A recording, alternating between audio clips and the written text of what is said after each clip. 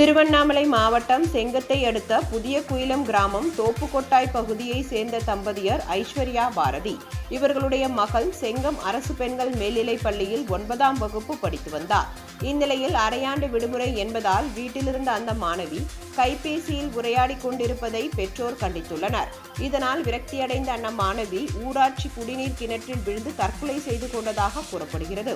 தகவல் அறிந்தவுடன் சம்பவ இடத்திற்கு விரைந்து சென்ற புதுப்பாளையம் காவல்துறையினர் தீயணைப்பு மற்றும் மீட்பு பணியாளர்களின் உதவியுடன் சுமார் 2 மணி நேர போராட்டத்திற்கு பின் மாணவியின் சடலத்தை மீட்டனர். மாணவியின் சடலத்தை உடற்கூறாய்விற்காக செங்கம் அரசு மருத்துவமனைக்கு அனுப்பி வைத்த காவல்துறையினர் மாணவியின் தற்கொலைக்கான காரணம் குறித்து விசாரணை நடத்தி வருகின்றனர்.